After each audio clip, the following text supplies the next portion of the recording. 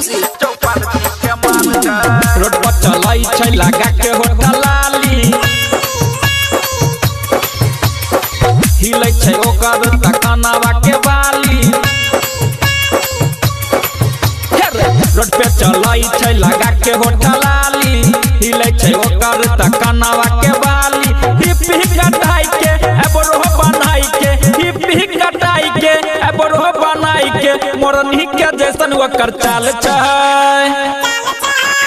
रे हमरा बुझाइया चौपाल जी के माल छै बुझल मिता हमरा बुझाइया चौपाल जी के माल छै रोड पे चलाई छै लगा के होठा लाली हिलै छै ओकर तकनावा के बाली रोड पे चलाई छै लगा के होठा लाली हिलै छै ओकर तकनावा के बाली हिप कटाई के एबरो बनाई के हिप कटाई के एबरो बनाई के मोरनी के जैसन ओकर चाल छै रे हमरा बुझाइया चौपाल जी के माल छै हमरा बुझाइया चौपाल जी के माल छै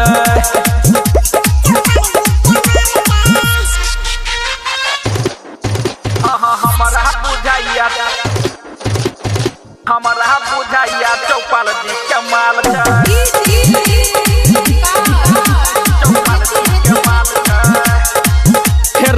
ओकरा पीछा नहीं परिहारो बहुआ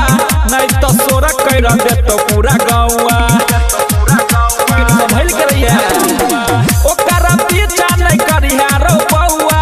नहीं तो सोरा कर देतो पूरा गौआ तोरा से करतो नहीं कई हो प्यार रे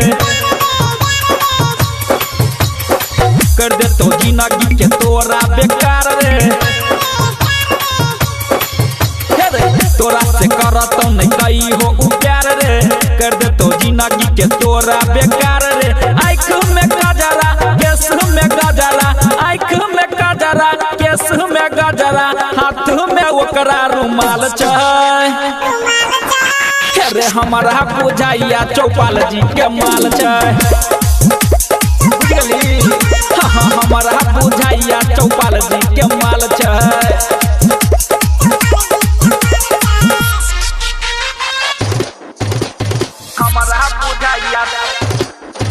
हमरा बुझाइया चौपाल जी के माल छै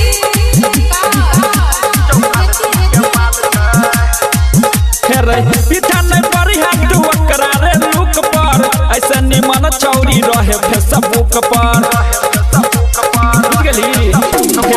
पीछा नहीं बढ़िया तू ओकरा रे लुक पर ऐसे निमन चौरी रहे फेसबुक पर रतन रंगीला से त नैना लड़े तो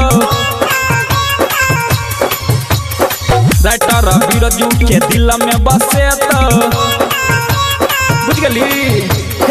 रतन रंगीला से नैना लड़े तो राइटर बिरजू के दिल में बसे तो जाए अकेला घुमाबे ओकरा मेला जाए अकेला घुमाबे ओकरा मेला गोरे गोरे ओकर तगाल छै रे हमरा बुझाइया चौपाल जी के माल छै रे हमरा बुझाइया चौपाल जी के माल छै।